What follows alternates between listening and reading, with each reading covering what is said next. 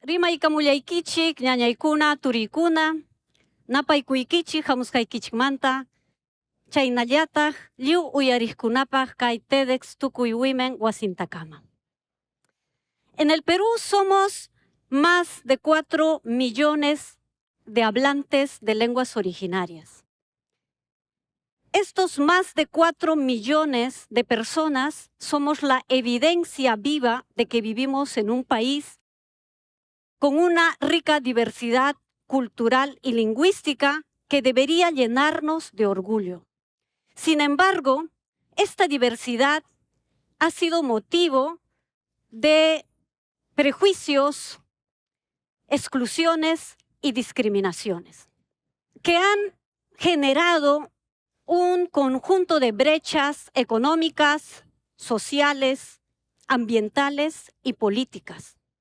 Y esto que pasa con los más de 4 millones de indígenas es mucho más fuerte cuando eres mujer. Ser mujer indígena implica enfrentar una triple discriminación: por ser mujer, por ser indígena, por ser pobre. Me parece muy importante que conversemos de esto, porque lo que no se conoce no existe y lo que no se ve no se toma en cuenta. Por eso traigo mi voz y la de mis hermanas indígenas para abordar la importancia del impacto diferenciado de las violencias que enfrentamos las mujeres andinas y amazónicas.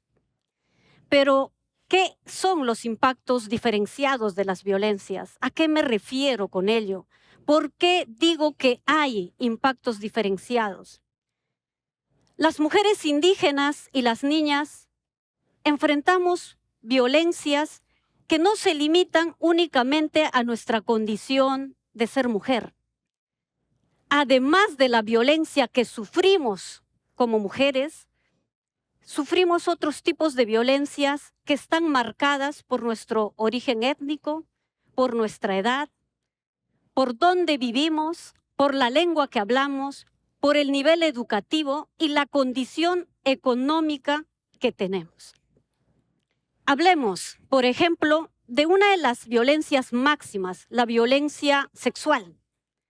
Cuando una mujer sufre violencia sexual, debe atravesar múltiples violencias. Hace 2 años conocí a una niña de 14 años del pueblo Yanesha de la Selva Central. En un encuentro de mujeres indígenas, ella contó haber sido agredida sexualmente cuando retornaba de la escuela a su casa. En una comunidad rural que no hay alumbrado público, no hay una comisaría y las instituciones del Estado están a 2 o 3 horas de distancia. Ella contó: él se ofreció a acompañarme porque era de noche, era de mi pueblo. Nunca pensé que me haría daño. Mi mamá y yo denunciamos viajando hasta la ciudad, pero ninguna autoridad visitó mi comunidad para investigar lo ocurrido. Yo no sabía qué era una demuna ni cómo funcionaban las instituciones. Me preguntaba cómo podrían protegerme. Mi mamá y yo estábamos solas, sin ningún apoyo. Mi bebé nació hace 1 año, su padre nunca ha pasado una pensión. Pueden ver las múltiples violencias y discriminaciones que vivió Lucía.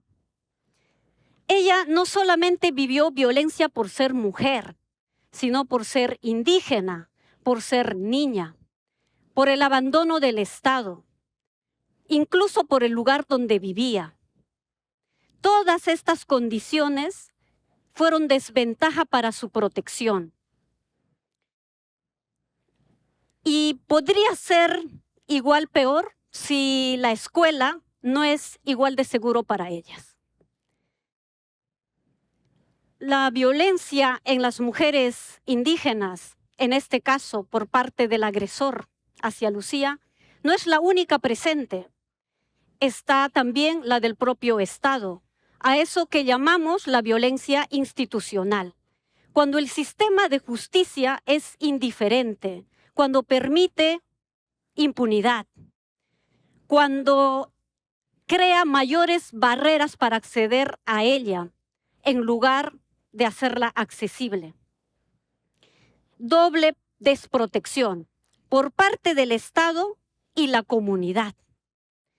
En la justicia tradicional comunitaria, es muy común que las mujeres estén discriminadas dentro de los reglamentos internos. Está presente el machismo y la violencia de las mujeres o hacia las mujeres no está definido como una falta o delito dentro del estatuto comunal. Lo que hace que muchos de estos casos queden impunes. Hay miles de Lucías que son agredidas sexualmente. Muchos de estos casos no son denunciados o no se registran en la data estadística, porque viven la indiferencia de sus autoridades, la burocracia y el abandono también de las instituciones del Estado y sus propias comunidades.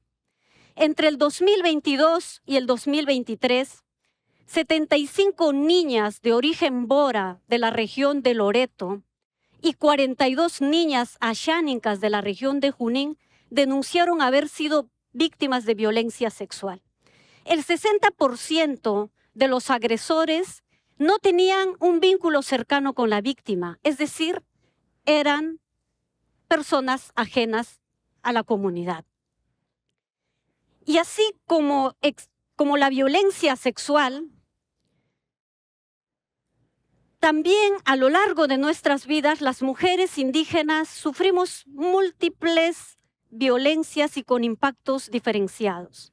Tenemos la violencia cultural, que es cuando se ejerce discriminación, cuando se estigmatiza por el origen étnico, por la lengua y cuando, en nombre de la cultura, se sustenta la marginación hacia las mujeres y las niñas.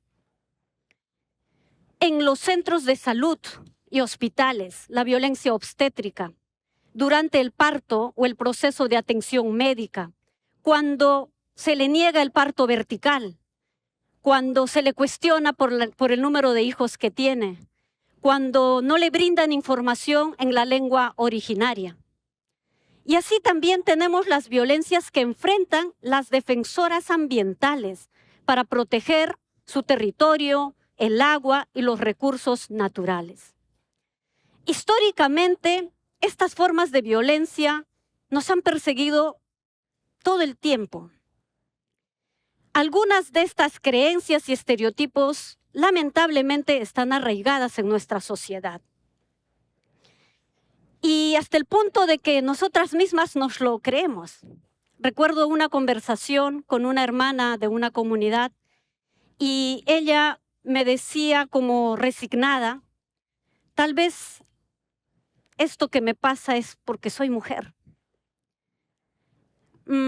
O frases como, Warmicham hina yanukuita miachanki, manachay jajusaikim maharusunki. ¿Qué quiere decir? Que como mujercita debes aprender a cocinar. De lo contrario, tu esposo te golpeará. Estos son ejemplos de cómo se normaliza la violencia de género en nuestra sociedad. La violencia también tiene un impacto en las esferas del poder. Cuando fui congresista, yo misma fui testigo y víctima de las prácticas discriminatorias. No solo yo, también exparlamentarias como Paulina Arpasi, Hilaria Supa, María Sumire y Claudia Coari, que llegamos al Parlamento como cualquier congresista a legislar. Y sin embargo, fuimos cuestionadas y descalificadas por nuestro traje tradicional, por el uso del sombrero, por expresarnos en nuestras lenguas originarias y por defender los derechos de los pueblos indígenas. Se evoca frecuentemente la peruanidad y que todos somos peruanos. Sin embargo, se niega la actoría política de los pueblos y las mujeres indígenas. Hay dos temas que no quisiera dejar de mencionar. La primera tiene que ver con una violencia histórica y me refiero a la violencia durante el conflicto armado interno. En este periodo se cometieron violencia sexual contra mujeres, indígenas en su mayoría, quechohablantes. Mujeres que callaron para sobrevivir, para proteger su vida. Mujeres que callaron por el machismo y por el temor de ser juzgadas socialmente. Y el segundo tiene que ver también con una violencia histórica, y me refiero a las esterilizaciones forzadas, que se cometieron hacia mujeres también quechohablantes. Ambos casos son heridas abiertas y temas pendientes de justicia y reparación. Como pueden ver, son múltiples las dimensiones de las violencias. No es solo una, sino varias, que se interseccionan y generan condiciones de mayor vulnerabilidad. Por ello es importante abordar este tema desde el enfoque interseccional e intercultural. ¿Qué estamos haciendo las mujeres indígenas frente a las violencias? En primer lugar, las mujeres indígenas no somos víctimas pasivas, estancadas en nuestra condición de afectadas.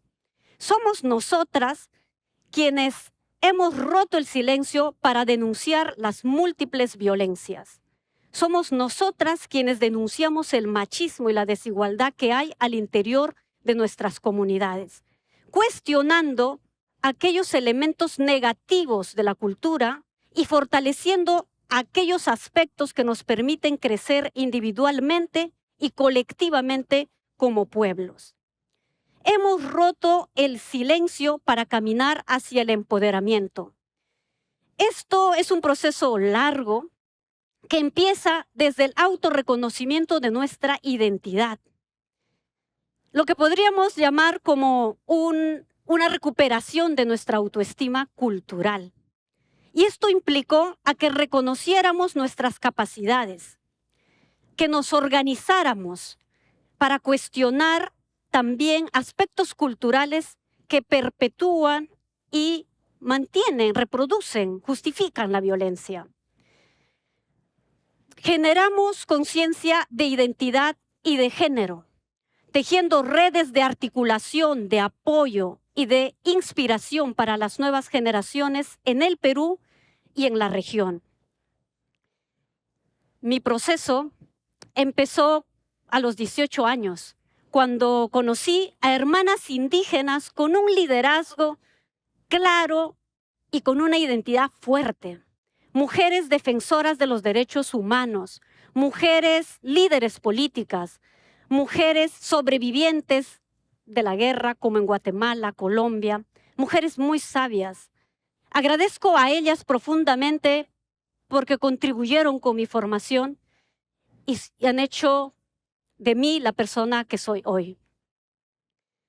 Las mujeres indígenas, andinas y amazónicas también están fortaleciendo su autonomía económica, desde el conocimiento del arte, la cultura, la gastronomía, la producción de artesanías. Estos espacios también les brindan la posibilidad de crecer en liderazgo. Recuerdo a una hermana de mi pueblo, ella me decía que su esposo se oponía a que ella participara en las reuniones, porque consideraba una pérdida de tiempo.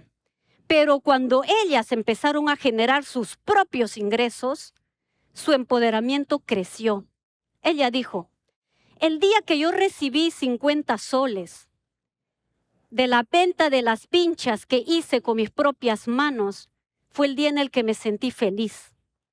Fue el día en el que sentí que mi autoestima crecía y dije, es posible salir adelante. Incluso mi esposo cambió de actitud. Esto realmente es un orgullo y una esperanza de cómo las mujeres indígenas estamos liderando el inicio de cambiar la historia. Pero el problema de la violencia es un problema del que todos y todas deberíamos hacernos cargo. No es un problema que se circunscribe únicamente en el área rural. Las estadísticas demuestran que están en todo el país, en zonas rurales y urbanas, en indígenas y no indígenas. Por eso es crucial que abordemos estos temas de manera integral y solidaria, comprendiendo cada contexto y estos impactos diferenciados que conllevan a ella. Por eso hago un llamamiento a que nos involucremos en este gran desafío, reconociendo los aportes que tenemos los pueblos originarios, las mujeres y las niñas indígenas. Añay, yapallaykichipaj, hatu marjainita.